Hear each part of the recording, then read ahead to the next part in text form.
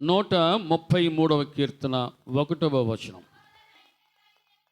సహోదరులు ఐక్యత కలిగి నివసించుట ఎంత మేలు, ఎంత మనోహరము. చాలు ఇప్పుడు దేవుని బిడ్డలారా, ఇందులో చాలా మాటలు ఉన్నాయి. ఈ ఒక్క వచనంలోనే అసలు ఒక జీవితము ఎంత శ్రేష్టమైందో తెలియజేస్తాం. 133వ కీర్తనలో ఈరోజు ఒక ప్రాముఖ్యమైన మాట ఏంటంటే ఐక్యత. ఏం చెప్పండి? ఐక్యత కలిగి నివసించుట ఎంత మేలు, ఎంత మనోహరమో. ప్రతి దేవుని బిడ్డలారా, ఎవరి లైఫ్లో వారు బిజీగా ఉండిపోయారు. ఎవరిని కదిలించినా ఈ దినాల్లో మనకి వినబడే ఒక ముఖ్యమైన మాట ఏంటి అంటే ఐఎమ్ బిజీ. నేను బిజీగా ఉన్నాను, నాకు ఖాళీ లేదు. ప్రతి దేవుని బిడ్డలారా, ఈ బిజీ లైఫ్లో పడి ఫ్యామిలీ లైఫ్ని మిస్ అయ్యే వాళ్ళు చాలామంది ఉన్నారు. మీకు చాలాసార్లు ఒక మాట జ్ఞాపకం చేశా, డబ్బులు పోతే మళ్ళీ సంపాదించుకోవచ్చు, కానీ సమయం పోతే చెప్పండి అమ్మా, సమయం పోతే అబ్బాయిలు చెప్పాలి, మిస్ అయిపోతూ ఉంటాం. మళ్ళీ అది రాదు.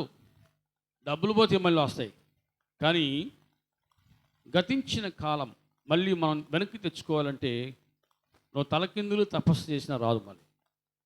ప్రతి దేవుని బిడ్డలారా, ఈ బిజీ లైఫ్లో పడి చాలామంది ఫ్యామిలీ లైఫ్ను మిస్ అవుతున్నారు, పర్సనల్ లైఫ్ను కూడా మిస్ అవుతున్నారు, వ్యక్తిగత జీవితాన్ని, కుటుంబ జీవితాన్ని మిస్ అవుతూ ఉన్నారు. ఎవరిని కదిలించినా నేను బిజీ. కుటుంబానికి మధ్య ఈనాడు సరైనటువంటి రిలేషన్షిప్ లేదు. ఈ షిప్ ఎప్పుడో మునిగిపోయింది. ఏ షిప్? రిలేషన్షిప్ ఎప్పుడో మునిగిపోయింది. అది మళ్ళీ పైకి తేలునగాక. తెలీదా? మళ్ళీ పైకి వస్తుందా? మనం అనుకుంటే వస్తుంది, అది మనం తెచ్చుకుంటే వస్తుంది. ఈ షిప్ మునిగిపోతే తెచ్చుకోలేము, కానీ కుటుంబం ఈ రిలేషన్షిప్ని ఖచ్చితంగా మనం తెచ్చుకోవచ్చు. అది మన చేతుల్లో ఉంది, మన మైండ్లో ఉంది. అది ప్రతి దేవుని బిడ్డలారా, ఐక్యత అనేది ఈనాడు కుటుంబాలలో చాలా కొదువుగా ఉంది, కరువైపోతూ ఉంది. ఒకనాడు ఉమ్మడి కుటుంబాలు ఉన్నాయి, ఉమ్మడి కుటుంబం. ఈనాడు ఒకనాడు కలిసి ఉంటే కలదు సుఖం. ఈరోజు చెప్పండి అమ్మ, నిజం చెప్పండి, విడిపోతే కలదు సుఖం, విడిగా ఉంటే కలదు సుఖం. అంతే. ప్రతి దేవుని బిడ్డలారా, చూద్దాం, ఒక మాట జ్ఞాపకం చేసుకుందాం. ఐక్యత అనేది ముందు ఎక్కడి నుంచి మొదలవ్వాలి అనేది మనం ఆలోచన చేస్తే, ప్రతి దేవుని బిడ్డలారా, ఆదికాండము 2వ అధ్యాయంలో 24వ వచనం మనం చూద్దాం.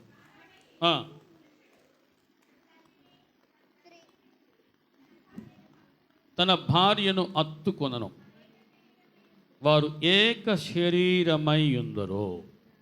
చాలా జాగ్రత్తగా అర్థం చేసుకుందామగాక. ఆమెను చెప్పండి గట్టిగా. ప్రతి దేవుని బిడ్డలారా, దేవుడు పెట్టిన నియమం ఖచ్చితంగా దేవునికి ప్రతి ఒక్కరు లోపడాల్సిందే. ఎవరైతే దేవుని వాక్యానికి కట్టుబడతారో వారి జీవితాలు ఎప్పటికీ 3 పువ్వులు 6 కాయలు అన్నట్టుగా ఎప్పటికీ సంతోషంగానే ఉంటుంది. ప్రతి దేవుని బిడ్డలారా, దేవుడు పెట్టిన బంధం ఏంటంటే వారిద్దరిని చెప్పండి ఏం చేశాడంట? ఐక్యం చేశాడు. వారు ఏక శరీరమై ఉందరో. ఇద్దరుగా ఉండరు. భార్యాభర్తలు ఇద్దరుగా ఉంటే అది సంసారం కాదు. అర్థమవుతుంది అన్నాను వాళ్ళు చెప్పండి. హల్లెలూయా. మరి ఎలా ఉండాలంట? ఒక్కటిగా ఉండాలి. అట్టి మనసు అందరు తెచ్చుకుందరు కాక. ఇప్పుడు భార్యాభర్తల మధ్యలో ప్రతి దేవుని బిడ్డలారా, నిజంగా చెప్పాలంటే సరి అయిన అవగాహన, ఐక్యత ఉన్నదా అని ఆలోచన చేస్తే, మీకు పోయిన వారం ఒక మాట జ్ఞాపకం చేశాను. ఏం చెప్పానంటే చెప్పండి, ఏం చెప్పాను? జ్ఞాపకం ఉందా? సంతోషంగా కాపురం చేసే వాళ్ళు తక్కువ, సర్దుకుపోతూ కాపురం చేసే వాళ్ళు ఎక్కువ ఉన్నారంట. మీకు అర్థం కాల? సంతోషంగా కాపురం చేసేవాళ్ళు తక్కువ అంట, సర్దుకుపోతూ కాపురం చేసేవాళ్ళు. అంటే వారిద్దరి మధ్య ఏమున్నాయి? ఐక్యత లేదు, కానీ పొరపక్షాలు ఉన్నాయి. ఐక్యత లేదు. ఒకరిలో ఒకరు విలను చూసుకుంటున్నారు అంతే. లేడీ విలన్ అన్నట్టుగా, డాన్ లాగా. అంటే విలన్, డాన్, విలన్ అట్లాగా. అంటే ఒకరి ముఖంలో ఒకరికి భర్త కనబట్ల, భార్య కనబట్ల. ఎవరు కనబడుతున్నారు? విలన్. ఒక విలను చూసినట్టు చూస్తాడు భర్త, ఒక విలను చూసినట్టు చూస్తుంది భార్య. మీకు అర్థం కావట్లా? ప్రతి దేవుని బిడ్డలారా, దేవుని యొక్క నియమం ఏంటంటే ఇద్దరు ఏక శరీరమై ఉండాలి. ఆమెను చెప్పండి. అలా ఉంటే ఎంత మేలు, ఎంత మనోహరమో. దేవుని మనకి మహిమ కలుగునగాక. అసలు ఇక్కడే మొదలైంది గ్యాప్, ఇక్కడే మొదలైంది గ్యాప్, ఇక్కడే వచ్చింది డివిజన్స్, ఇక్కడే ప్రియ దేవుని బిడ్డ విభాగించబడింది జీవితాలు. దానితో పర్సనల్ లైఫ్ని, కుటుంబ లైఫ్లో కూడా ఈ విభాగాలు మొదలవుతూ ఉన్నాయి. ఈ చివరి దినాల్లో ప్రియ దేవుని బిడ్డలారా, ఐక్యత అనేది చాలా చాలా తగ్గిపోయింది. యూనిటీ అనేది లేదు.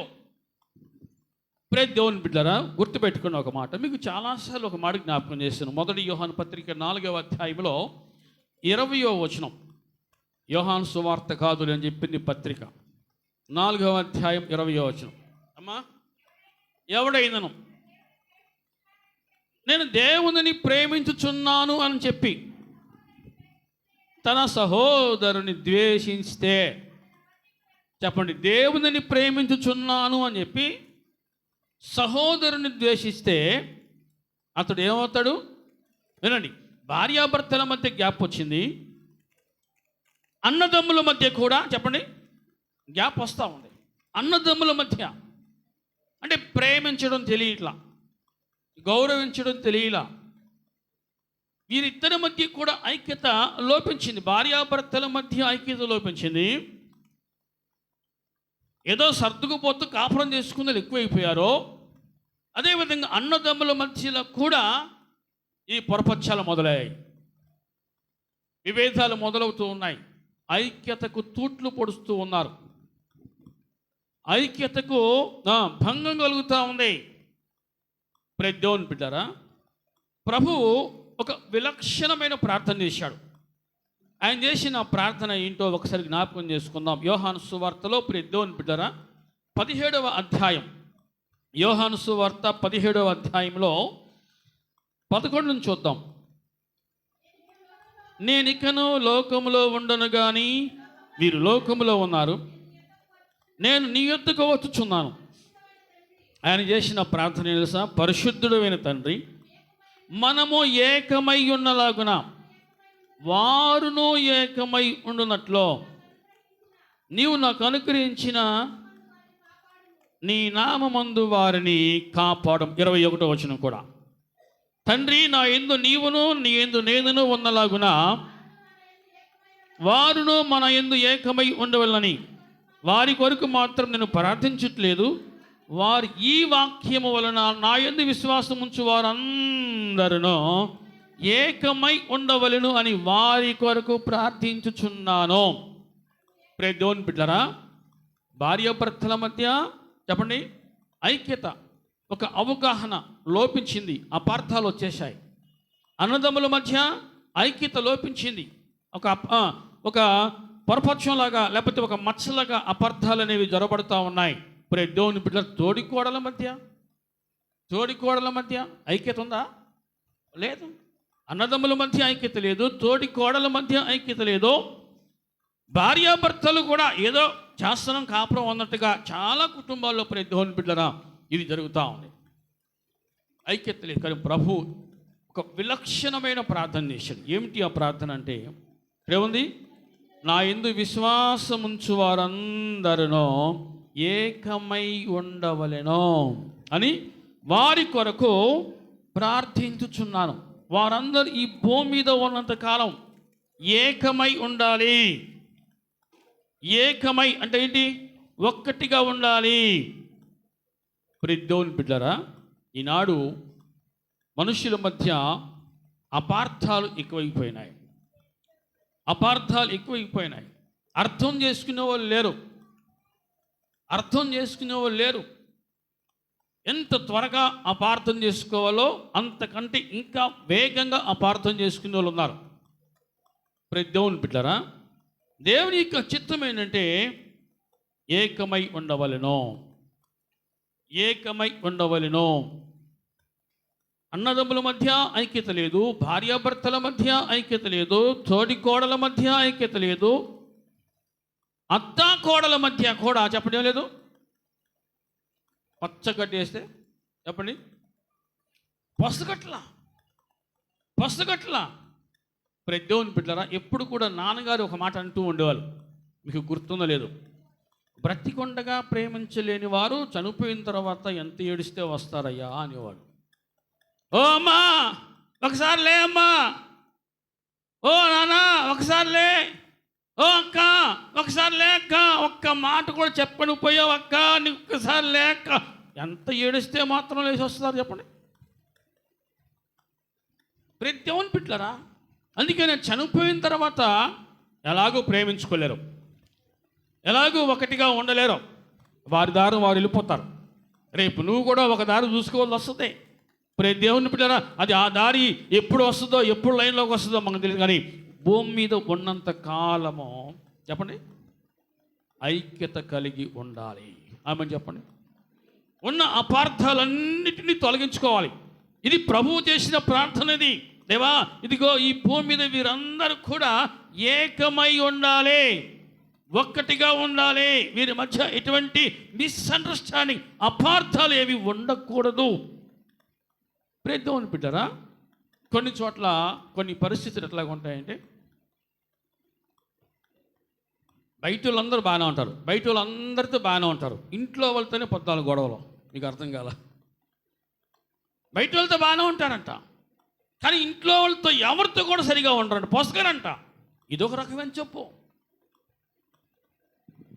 కలవట్ల, మనసులు కలవట్ల, ఆలోచనలు కలవట్ల, చేసే పనులు కలవట్ల. దేవుని వాక్యమును మేము వింటున్నాం అని చెప్పుకునేవారు కూడా విడిగా వేరుగా ఉండటానికి ఇష్టపడుతున్నారు, కానీ వాక్యానికి లోబడి మాత్రము ఐక్యతగా జీవించలేకపోతున్నారు. అర్థమవుతుంది అని వాళ్ళు చెప్పండి. హల్లెలూయా. ప్రతి దేవుని బిడ్డరా, ఐక్యత ఉంటే 133 కీర్తనలో ఉంది చివరి మాటలో, ఎక్కడ ఐక్యత ఉంటుందో అక్కడ ఆశీర్వాదమును శాశ్వత జీవమును ఉంటాయి. ఎక్కడ ఆశీర్వాదము, ఎక్కడ శాశ్వత జీవం అంటే ఐక్యత ఉన్న చోటే. ఐక్యత లేకపోతే ప్రతి దేవుని బిడ్డరా, నువ్వు ఎంత సంపాదించుకున్నా, ఎంత ఉన్నా సరే నీ మనస్సులో ఒక వెలితి అనేది ఉంటుంది, తృప్తి ఉండదు. దేవుని బిడ్డలకు స్వార్థం అనేది చెప్పండి జీవితాలను పాడు చేస్తుందని ఖచ్చితంగా ఆ గ్రహింపు కలిగి ఉండాలి అని వాక్యము హెచ్చరిస్తాం. దేవుని బిడ్డలకి ఖచ్చితంగా దేవుని వాక్యమే వెలుగై దారి చూపిస్తూ ఉంటుంది. కాబట్టి ఇప్పుడు దేవుని బిడ్డరా, కుటుంబంలో ఉన్నవారు, అన్నదమ్ములు కావచ్చు, భార్యాభర్తలు కావచ్చు, తోడి కోడలు కావచ్చు, అత్తా కోడలు కావచ్చు, అందరూ ఎలా ఉండాలి అంటే చెప్పండి ఐక్యతగా ఉండాలి. ఆమె చెప్పండి, నలుగురు కలిసి కూర్చొని మాట్లాడుకుంటే అదొక ఆనందం. ఒక్కడవే నువ్వు ఒక్కదానికి వచ్చింది ఏం ఆనందం ఉంటుందా? సంతోషం ఉంటుందా? ఉండదు. ప్రతి దేవుని బిడ్డరా, ప్రభువారు చేసిన ప్రార్థననండి, వారందరూ ఏకమై ఉండవలను అని వారి కొరకు నేను ప్రార్థించుచున్నానయ్యా. అంటే ముందు ముందు రాబో దినాల్లో పరిస్థితులు ఎంత భయంకరంగా మారబోతాయో ప్రభు ఆనాడే తెలుసుకున్నాడు. రాబో దినాల్లో వీరి మధ్య ఏకత్వము, ఐక్యత ఉండదు అని ముందే ప్రభువు తెలుసుకొని భూమి మీద ఉన్న వారి కొరకు ఆయన ఆసక్తి కలిగి ప్రార్థన చేశాడు. ప్రతి దేవుని బిడ్డలారా, వారు ఏకమై ఉండవలెను,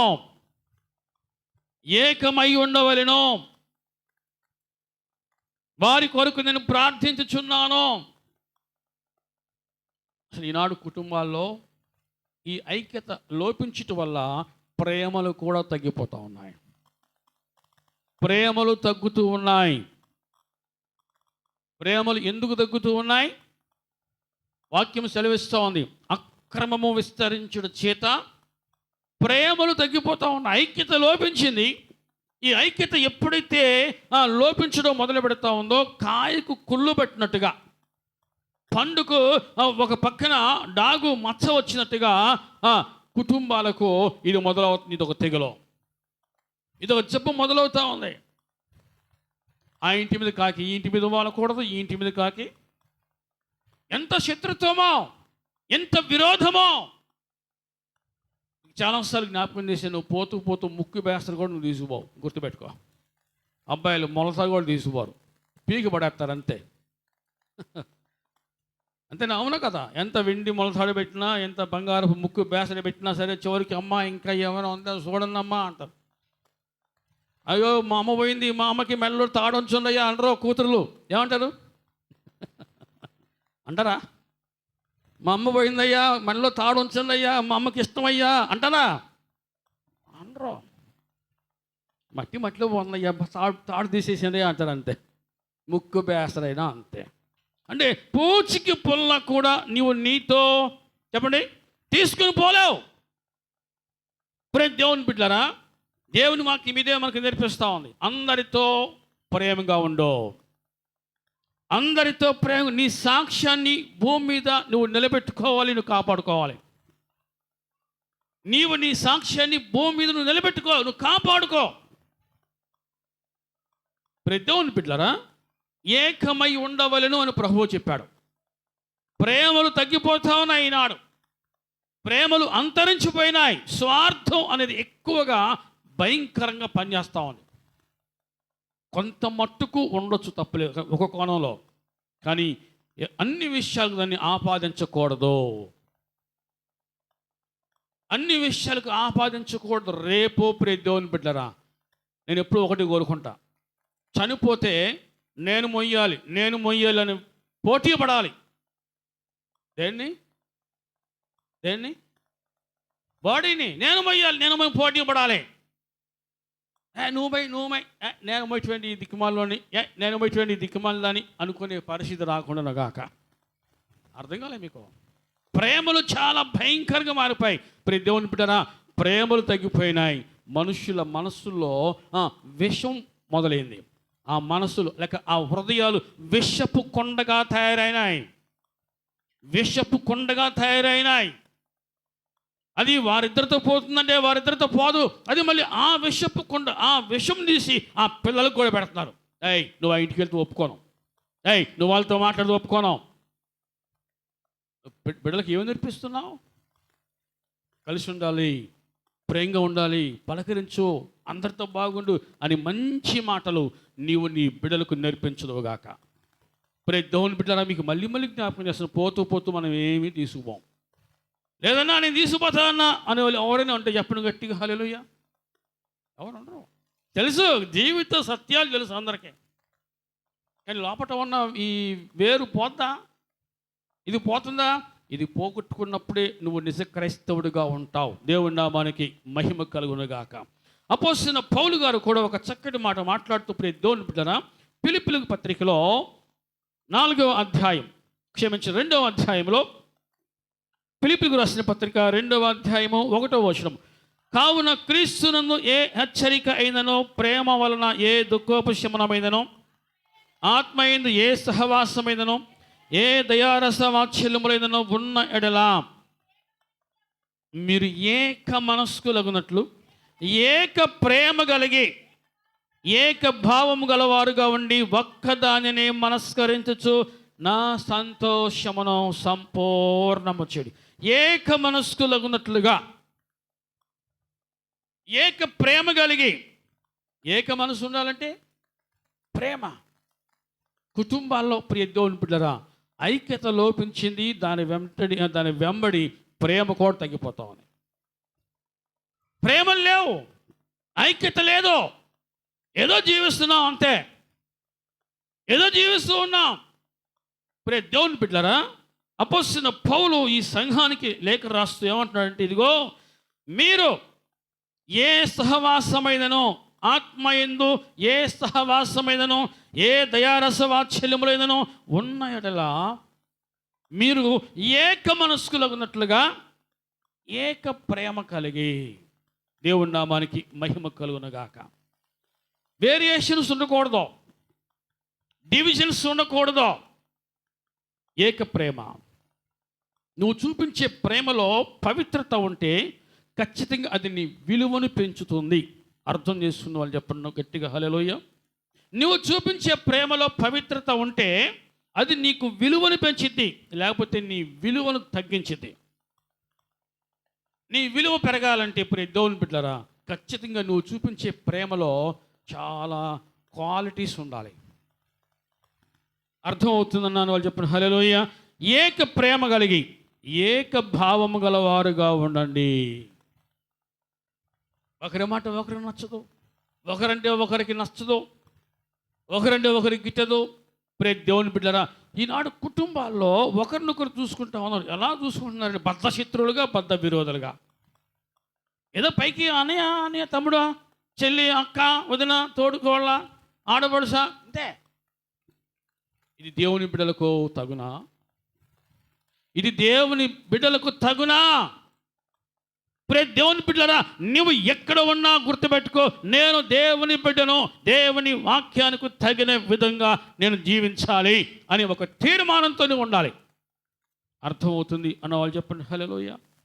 ఏక ప్రేమ కలిగి ఈనాడు కుటుంబాల మనుషుల మధ్య, అన్నదమ్ముల మధ్య, భార్యాభర్తల మధ్య, తోడుకోడల మధ్య ఆర్థిక వ్యత్యాసాలు బాగా పనిచేస్తూ ఉన్నాయి. ఆర్థిక వ్యత్యాసాలు కొంచెం నువ్వు లెవెల్ మారిపోతే, నీ హోదా మారిపోతే, నీ ఒళ్ళు ఏమన్నా బంగారం మారిపోతా? మట్టి దేహమే నీది, నువ్వు మట్టి మనిషివే, నువ్వు మట్టి మనిషివే. ఎప్పుడు ఊపిరి ఆగిపోతే నీకు తెలియదు. అర్థమవుతుందని వాళ్ళు చెప్పండి హల్లెలూయా. దేవుని బిడ్డలారా, అలా ఉండకూడదని వాక్యం హెచ్చరిస్తూ ఉంది. ఆర్థిక వ్యత్యాసాలు అంటే విద్యా వ్యత్యాసం, చదువుల మధ్య వ్యత్యాసాలు. దేవుని బిడ్డలు, ఒకనాడు ఉమ్మడి కుటుంబాలు చాలా చక్కగా పటిష్టంగా ఉన్నాయి. కానీ ఈనాడు కుటుంబాలు ఎలా ఉన్నాయంటే, వాక్యం ఒక ప్రవచనం ఒకటి ఉంది, పెద్ద కుటుంబాలు పాడవను, చిన్న కుటుంబాలు చీలిపోను. ఆ కాలం వచ్చేసింది. ఇప్పుడు పెద్ద కుటుంబాలు పాడవుతున్నాయి, చిన్న కుటుంబాలు చీలిపోతూ ఉన్నాయి. అటువంటి భయంకరమైన దుర్దినాల్లో మనం ఉన్నాం.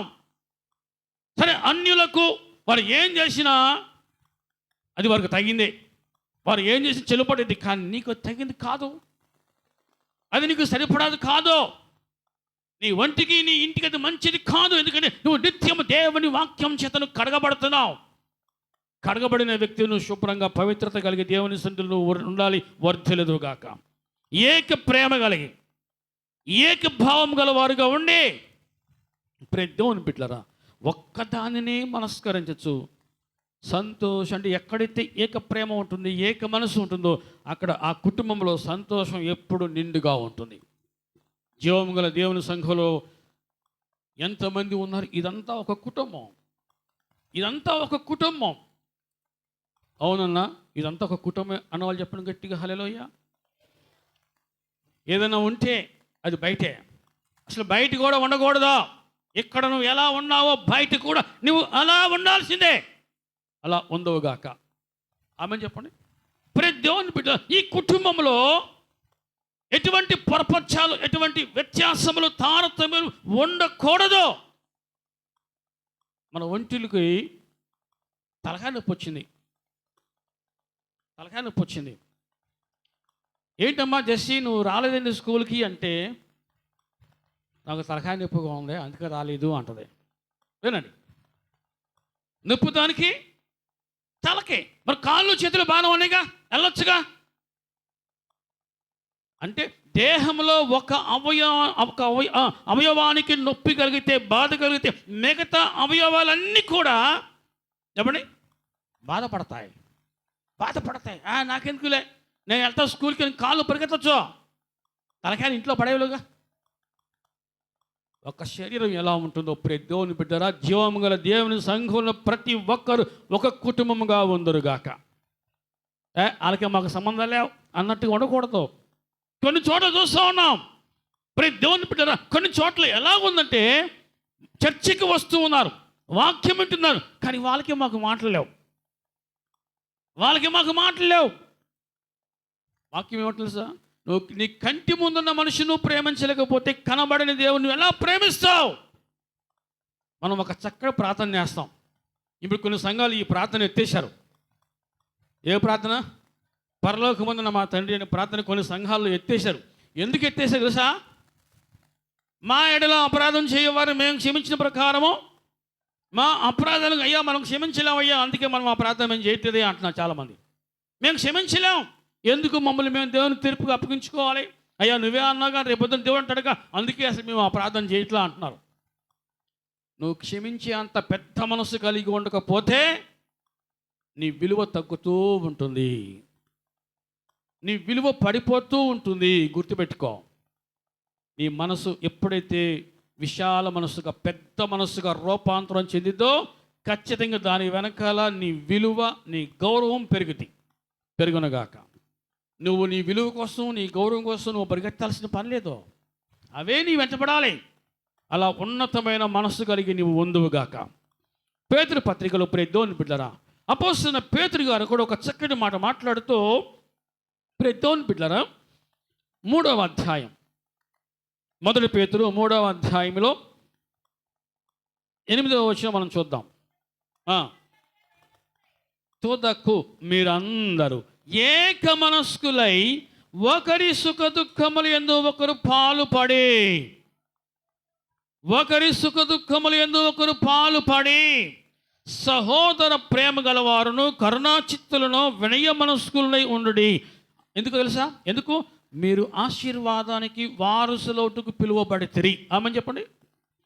మీరు ఆశీర్వాదాలకు వారసులోటుకు మీరు పిలువబడ్డారు. అందుకు మీరు ఏం చేయాలంటున్నాడు? ఏం చేయాలి? ఏక మనస్కులై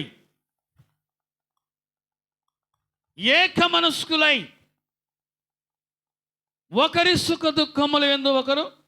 నాకేంటంత అవసరం? ఎవరైపోతే మాకేంటి? మాకు అంత అవసరం లేదండి. ఇరుకు మైండ్ వద్దు. అది ఏ మైండ్ చెప్పండి? ఇరుకు మైండ్. దేవుడు నీ చేతిని ఇలా ఉంచినప్పుడు ఇలాగే ఉండాలి అని కోరుకో. ఆమని చెప్పండి. దేవుడు నీ చేతిని ఇలా ఉంచాడు అంటే అది నీకు ఆశీర్వాదము. ఇలా ఉండాలని కోరుకో. వద్దు నేను నా గుప్పులు బిగపట్టేస్తా అంటే ఆ గుప్పిలు ఎంత మట్టుకుందో అంత మట్టుకే చివరకు నీకు మిగిలిద్ది. మీకు అర్థమవుతుంది అనుకున్నా? హల్లెలూయా చెప్పండి. ఏక మనస్కులై ఒకరి సుఖ దుఃఖముల యందు ఒకరు. నీ పేరుకు ఉన్న విలువ పెరగాలంటే నీ మనసు ఉన్నతమైన ఆలోచనతో ఉండునుగాక. దేవుని బిడ్డరా, మీకు మరలా జ్ఞాపకం చేస్తున్న, ఏ రోజు మనం పోతామో మనకు తెలియదు. మనకు తెలియకుండా మరణం చాలాసార్లు మనకు సమీపంగా వచ్చిందే, మనకు తెలియకుండా ఎన్నిసార్లు దాటిపోయిందో. మనం తప్పించుకోవాలా? దేవుడు తప్పించాడు, అంతే. దేవుడు తప్పించాడు, అందుకే మనం సజీవులుగా ఉన్నాం. మనకున్న బుద్ధి, మనకున్న తెలివి, జ్ఞానం, డబ్బు ఇవేవి కూడా ఆ టైం వస్తే తప్పించలేవు. దేవుడు మాత్రమే మరణం నుంచి నిన్ను తప్పించుటకు శక్తిమంతుడు. ఉన్నంత కాలము అన్ని విషయాలు చెప్పుకుంటూ ఈ పేతురు పత్రిక మొత్తం చెప్పుకుంటూ వచ్చి తుదకు అంటే ఫైనల్లీ మీరందరూ పొరపత్యాలు లేకుండా ఏక మనస్కులై, ఒకరి మీద ఒకరు అబండాలు వేసుకోవద్దు, ఒకరి గురించి ఒకరు ఎక్కువగా ఊహించుకోవద్దు, వీళ్ళను చూడొద్దు. ప్రేమను పంచండి. మీరు ప్రేమను పంచండి, పంచుదురుగాక. ఆమె చెప్పండి.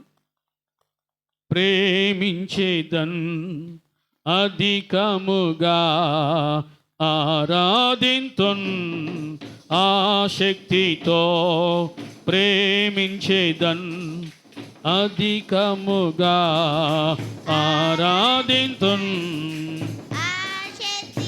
హల్లెలూయా. దేవుని బిడ్డలారా, ప్రభువును ఎంత గాయపరిచారో, ఎంత అవమానించారో, అటువంటి వారి కొరకు కూడా ప్రభు ఏం చేశాడు? తండ్రి నువ్వు చూస్తున్నావుగా, వీరి మీదకి అగ్ని దిగి రావాలయ్యా అని ప్రార్థన చేస్తే ఖచ్చితంగా అగ్ని దిగి వచ్చేదే. పచ్చగా ఉన్న చెట్టు ఏమైంది? ఎండిపోయింది. ఆయన ప్రార్థన చేస్తే జరుగుతాయి, కానీ ఆయన ప్రార్థన అలా చేయలా. ఏమని ప్రార్థన చేశాడు? ప్రభువా తండ్రి, వీరేమి చేయుచున్నారో వీరికి తెలియదయ్యా, వీరేమి చేయుచున్నారో వీరికి తెలియదయ్యా, వీరిని క్షమించో. We should learn like that. మనం ఖచ్చితంగా అది నేర్చుకుంటే మన విలువ, మన గౌరవం ఖచ్చితంగా దేవుడే పెంచుతాడు. ఆమెను చెప్పండి. తండ్రి, వీరేమి చేయుచున్నారో వీరికి తెలియదయ్యా. ఎవరి కోసం చేశాడు? ఎవరైతే ఆయన గాయపరిచారో, ఎవరైతే ఆయన దుఃఖపెట్టారో, ఎవరైతే పిడిగుద్దులు గుద్దారో అటువంటి వారి కొరకు ప్రభు క్షమించమని ప్రార్థన చేశాడు. చెప్పండి ఇప్పుడు దేవుని బిడ్డలు, ఈ రోజుల్లో అటువంటి మనసు కలిగి ప్రార్థన చేసే వాళ్ళు ఎంతమంది ఉన్నారు? ఎదుటి మనిషి నాశనం కోరుకునే గుంపు ఎక్కువైపోయింది, కానీ ఎదుటి మనిషికి మేలు కోరితే ముందు మనకు మేలు కలిగిద్ది, ముందు మనకి మేలు జరిగిద్ది అని ఆలోచించేటంత మంచి మనసు, ఉన్నతమైన మనసు ఎంతమంది కలిగి ఉన్నారు ఈనాడు? సరే, అవుటర్స్ వదిలేసాను, మరి నీవెలా ఉన్నావు? What about you? You think your self. నీ గురించి ఒకసారి ఆలోచన చేయి. వాక్యం పక్క నువ్వు నిలబడవు. వాక్యం అనే అద్దంలోకి వచ్చి నీ ముఖాన్ని చూసుకో. వాక్యం అనే అద్దం ముందుకు వచ్చి నీ ముఖాన్ని చూసుకో. నిన్ను నువ్వు చూసుకో. అసలు వాట్ ఈజ్ వాట్ అనేది ఏమిటో నీకు అర్థమైపోతాయి. ఎన్నిసార్లు ప్రియ దేవుని బిడ్డలారా ఆయన చెప్పినా సరే లోబడకపోతే పరిసయ్యులు, శాస్త్రులు, సద్దుకలు ఎప్పుడో గుంపు ఉండేది, ప్రక్కనే ఉండేది. వారిని ప్రభు ఏమన్నా తెలుసా? వేషధారులారా. ఏమన్నాడు? వేషధారులారా, ముందు మీ కంటిలో ఉన్న దూలాన్ని తీసేసుకో. ఎంతసేపటికి ఎదుటి వారి కంటిలో నలుసును నువ్వు చూస్తున్నావా వేషధారి? ముందు నీ కంటిలో ఉన్న నలుసును, దూలను తీసేసుకో. అంటే ఎవరితో కనపడదని. ఇది నువ్వు చూసుకోవాలంటే, నీకు కనపడాలంటే ఖచ్చితంగా నువ్వు వాక్యం అనే అర్థం ముందుకు వచ్చి నువ్వు నిలబడితే తప్ప నీకు అర్థం కాదు. ఎంతమంది సరి చేసుకుంటున్నారు? సరి చేయబడాలి నేను అని దేవునికి నిన్ను నువ్వు అప్పగించుకుంటే ఖచ్చితంగా ఆయన నిన్ను సరి చేస్తాడు. ఆమెను చెప్పండి. చాలాసార్లు మీ ముందు ఒక ప్రశ్న ఉంచుతున్నా. ఈరోజు నువ్వు చనిపోతే, ఎప్పుడు? రేపు కాదు, మనము నిన్నటి వారమే, రేపటి వారము కాదు. ఈరోజు నీవు చనిపోతే దేవుని యొద్దకు వెళతాను అనే నమ్మకం నీకుందా? ఈరోజు, రేపటి వారం కాదు, మనము నిన్నటి వారమే. ఈరోజు సాయంత్రం ఏం జరిగిద్దో, ఏం జరగబోతుందో, ఏ ప్రమాదములు ఇరుక్కుపోతామో, ఇరుకును పడతామో, ఏ గోతిలో పడతామో ఎవరికి తెలియదు. ప్రతి దేవుని బిడ్డలారా, ఉన్నంత కాలం నిన్ను నీవు దేవుని వాక్యానికి అప్పగించుకొని, దేవుని వాక్యం అని అర్థం ముందుకు వచ్చి చూసి నిన్ను నువ్వు పరిశీలించుకొని సరి చేసుకుంటే నువ్వు ధన్యుడు అవుతావు, నువ్వు ధన్యురాలు అవుతావు. అదిలో చెప్పినందరూ ఏక మనస్సు కలిగి, ఏక ప్రేమ కలిగి, ఏక భావము కలిగి ఉండండి. ప్రేమ లేనివాడు, చెప్పండి, ప్రేమ లేనివాడు దేవునిని ఎరుగడు. ప్రేమ లేనివాడు దేవునిని ఎరుగడు. ప్రతి దేవుని బిడ్డలారా, ఐక్యత లేకపోతే అక్కడ ఆశీర్వాదం లేదు, శాశ్వత జీవం లేదు. యాకోబు ప్రార్థన చేశాడు. చెప్పండి, ఏం ప్రార్థన చేశాడు? నన్ను దీవించేంత వరకు నేను నిన్ను పోనివ్వను. యాకోబుకి ఏమి తక్కువై ప్రార్థన చేశాడు? చెప్పండి. యాకోబుకు ఆస్తి ఉందా లేదా? ఆ టైంలో యాకోబు ఆస్తిపరుడు. మీకు తెలుసా? యాకోబు ఆస్తిపరుడు, యాకోబు ఐశ్వర్యవంతుడు, యాకోబు సమృద్ధిగా కలిగి ఉన్నవాడు, పెద్ద కుటుంబీకుడు. అయినా సరే తన జీవితంలో ఇంకా ఏదో వెలితిగా ఉంది. ఆ వెలితి ఏంటంటే తన అన్న, ఎవరు? యాకోబు అన్న పేరేంటి? ఏశావు. ఏశావుకి యాకోబుకి ఏమి లేవు, మాటలు లేవు. సొంత ఊరు బయలుదేరి వస్తున్నాడు. తన కుటుంబంతో కలిసి యావదాస్తిని తీసుకుని సొంత ఊరుకు బయలుదేరి వస్తూ ఉంటే ఊరు బయటే ఎబ్బోకు రేవు దగ్గర కుటుంబం అంతటిని ఊళ్ళో పంపించేసి ఈయన ఒక్కడే ఇంట్లో ఎబ్బోకు రేవు దగ్గర ఉండి ప్రార్థన చేసయ్యా, నువ్వు నన్ను దీవించి అంతవరకు నేను పోను. నువ్వు దీవిస్తే నేను అక్కడ క్షేమంగా ఉంటా, నువ్వు దీవిస్తే నేను నా అన్నతో సఖ్యపడతా, నువ్వు దీవిస్తే నేను నా అన్నతో కలిసి ఉంటానయ్యా. దేవుని నామానికి మహిమ కలుగునగాక. ఆ అధ్యాయం తర్వాత అధ్యాయం చదువుకోండి. యాకోబుకు ఒక భయం ఉంది. అన్న ఏం చేస్తాడో దేవుని బిడ్డలారా, దేవుని ఆశీర్వాదం ఉంటే ఒకని ప్రవర్తన యెహోవాకు ప్రీతికరమగినప్పుడు వాని శత్రువులు కూడా ఏమవుతారు? మిత్రులుగా మారతారు. దేవుని నామానికి మహిమ కలుగునగాక. మీరు మీ కుటుంబంలో ఉన్నవారిని శత్రువులుగా, విరోధులుగా చూడకుండా మిత్రులుగా చూస్తే కుటుంబాలు ఎప్పుడూ సంతోషంగా ఉంటాయి. దేవుని నామానికి మహిమ కలుగునగాక. ప్రేమించడం నేర్చుకోండి. ముందు ఒకరినొకరు నమ్మండి. అమ్మో తక్కువది కాదు, అమ్మో తక్కువడు, ఇట్లాంటి నెగిటివ్ ఆలోచనలు ఏవైతే ఉందో ఆ చెత్తను తీసి బయటపడేయండి. అర్థం అవుతుంది అన్న వాళ్ళు చెప్పండి హల్లెలూయా. దేవుని బిడ్డలారా, దేవుని వాక్యము ఎన్నో విధాలుగా మనతో మాట్లాడుతూ, దావీదు అన్నిసార్లు ఎందుకు యుద్ధాలు గెలిచాడు అని వెళ్ళి అడిగితే వాక్యము చెప్తా ఉంది, వారి మధ్యలో వారి కొలువులో పనిచేసే సైనికులందరూ కూడా ఏక మనసుతో ఉన్నారు. ఆమె చెప్పండి. పొరపక్షాలు లేనివారై ఏక మనసుతో ఉన్నారు కాబట్టి దావీదుకు జయము వెంబడి జయం వచ్చింది. ఐక్యత ఉంది కాబట్టి దేవుడు వారి గుంపును దీవించాడు. ఈరోజు నీవు నీ కుటుంబం దీవించబడాలంటే you must and should have unity. ఖచ్చితంగా నీవు నీ జీవితంలో ఐక్యత కొరకు పరాకులాడు, ప్రేమించడం నేర్చుకో. దేవుని బిడ్డలారా, ఎవరిని కూడా ఎవరు తక్కువగా చూడకూడదు. ఎవరికి వారే ఉన్నతమైన ఆలోచనలు పెంచుకోండి. గౌరవాన్ని ఎవరికి వాళ్ళే కాపాడుకోవడం కోసం దేవుని బిడ్డల ప్రయత్నం చేయండి. అర్థమవుతుంది అన్న వాళ్ళు చెప్పండి హల్లెలూయా. యేసు ప్రభువు చేసిన ప్రార్థనలో యోహాను సువార్త 17వ అధ్యాయం మనం చూస్తున్నాం. వారు ఈ వాక్యం వలన 21వ వచనం 17:21లో ఉంది, తండ్రి నా యందు నీవును నీ యందు నేనును ఉన్నలాగున వారును మన యందు ఏకమై ఉండవలని వారి కొరకు మాత్రం నేను ప్రార్థించట్లేదు. వారి ఈ వాక్యము వలన నా యందు విశ్వాసముంచు వారందరూ చెప్పండి, ఈ ఏకత్వం అనేది, ఈ ఐక్యత అనేది ఉండాలి అని ప్రభు ఆనాడే ప్రార్థించాడు. అదిలో చెప్పండి. దేవుని బిడ్డలారా, దేవుని వాక్యం ద్వారా అనేక సత్యాలు మనము ప్రతిదినం నేర్చుకుంటూ ఉన్నాం. మన కుటుంబాల్లో ఐక్యత ఉందా, ప్రేమ ఉన్నదా? ఇవి ఉంటేనే దేవునితో మనము సరైన సహవాస అనుభవాన్ని కలిగి ఉంటాం. ఇవి లేకుండా నేను దేవునితో సహవాసం కలిగి ఉన్నాను, దేవుని బిడ్డను అనుకుంటే నిన్ను నీవు మోసం చేసుకున్నట్టే అని వాక్యం హెచ్చరిస్తూ ఉంది. కంటి ముందున్న మనిషిని ప్రేమించలేనివాడు కనబడని దేవుని ఎలా ప్రేమించగలడు? ప్రేమ లేనివాడు దేవుణ్ణి ఎరుగడు. దేవుడు ప్రేమాస్వరూపి. హల్లెలూయా చెప్పండి. దేవుడు ప్రేమాస్వరూపి. ఆదికాండంలో 2వ అధ్యాయంలో దేవుని బిడ్డలారా 24వ వచనంలో మొట్టమొదటిగా మనం చదువుకున్న మాట ఏంటంటే, పురుషుడు తన తండ్రిని తన తల్లిని విడిచి తన భార్యను హత్తుకొనును, వారు ఏక శరీరమై ఉందరు. ఏమని చెప్పండి. కుటుంబాల్లో ఇటువంటి ప్రేమ ఉండాలి,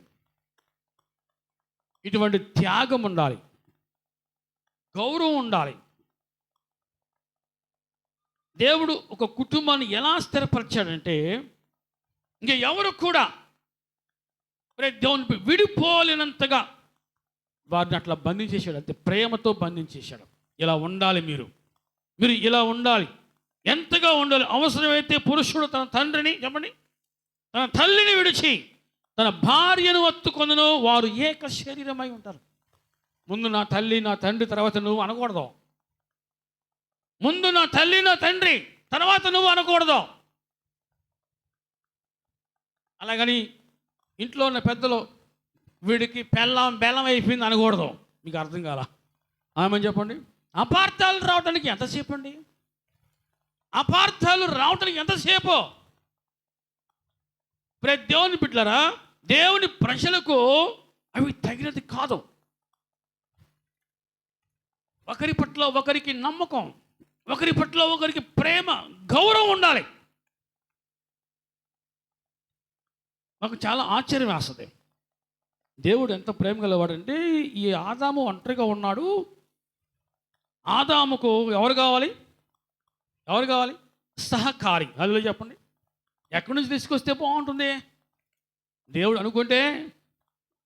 అనుకుంటే మళ్ళీ ఇంకొక మట్టి బొమ్మను తయారు చేసి దానికి ప్రాణం పోసి వీడే నీ స్నేహితుడు అనొచ్చు, చేయగలడు. కానీ సాటి అయిన సహకారి కాలేడు అని దేవుడు ఏం చేశాడంటే, ఆదాముకు గాఢ నిద్ర కలగజేసి ఆదాము ప్రక్కటెముకల నుంచి ఎముక తీసి చక్కగా ఒక అమ్మాయిని తయారు చేసి, ఆదాము నిద్రలో ఉన్నాడు. వినండి, ఆదాము మత్తులో ఉన్నాడు. దేవుడు మత్తు డాక్టర్ అన్నమాట. ఆయన చెప్పండి, అందరూ హలో చెప్పండి. దేవుడు మత్తు డాక్టర్.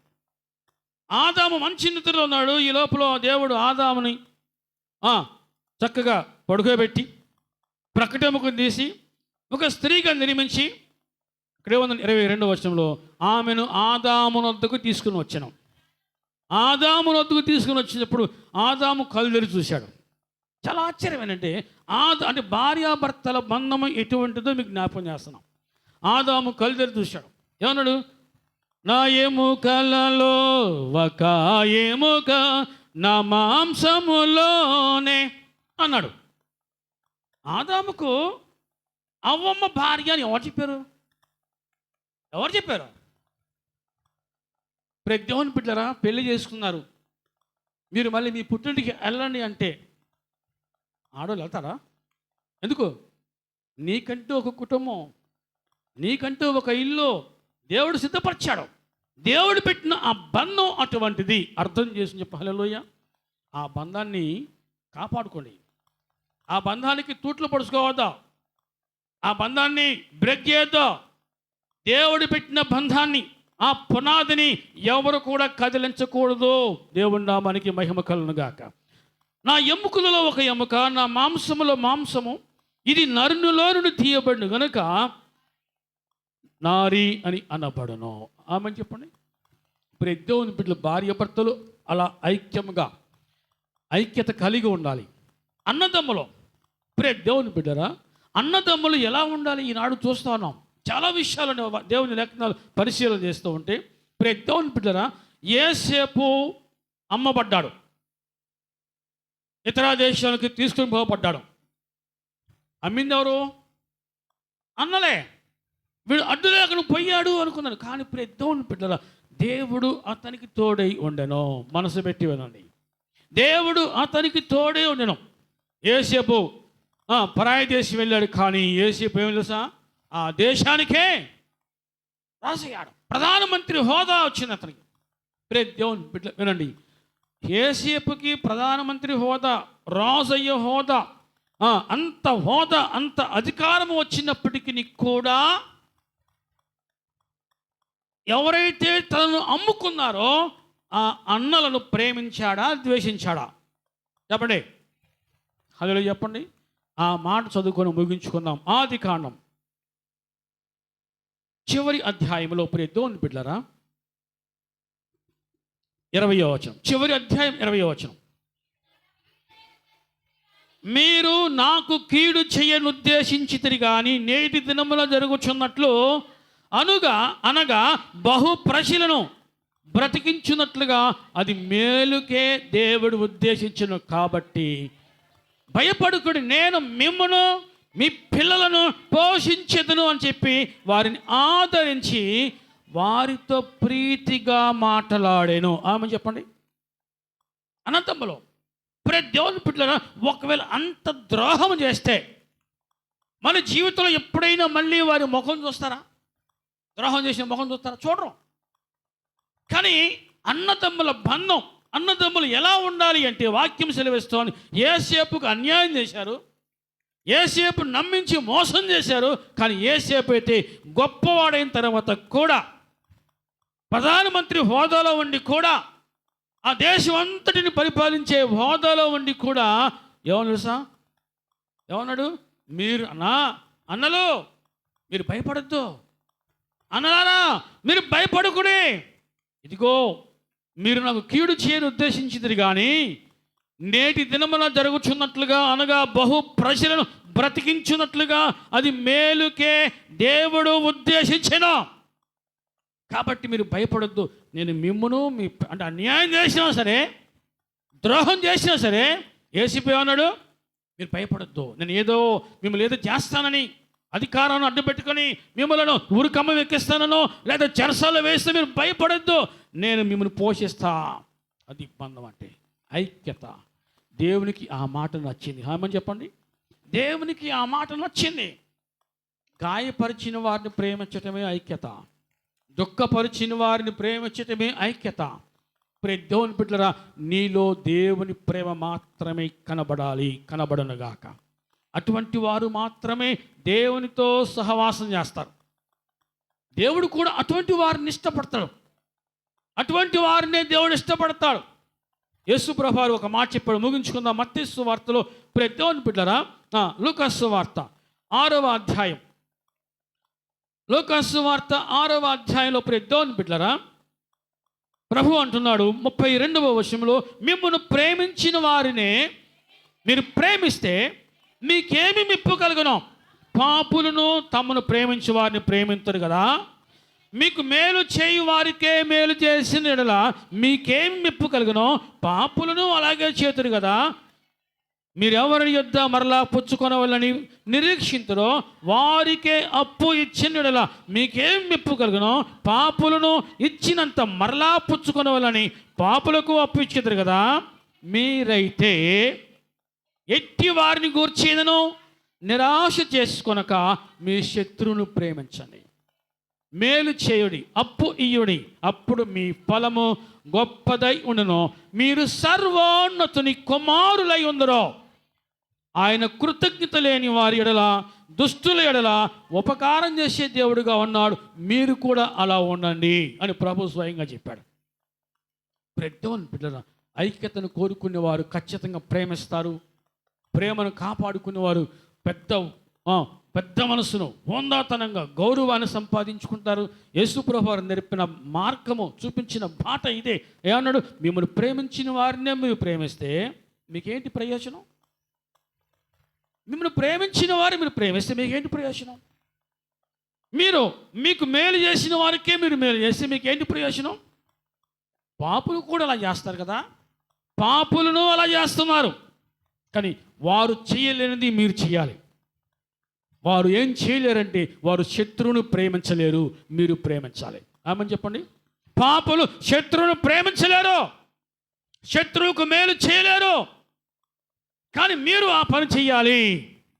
అప్పుడు మీరు సర్వోన్నతుని కుమారులుగా పిలువబడతారు. దేవుని బిడ్డలారా, ఈ విధంగా ఇట్టి మనసు కలిగి ఉంటే కుటుంబాలలో ఖచ్చితంగా ఐక్యత ఉంటుంది, కుటుంబాల్లో ఖచ్చితంగా ప్రేమ ఉంటుంది.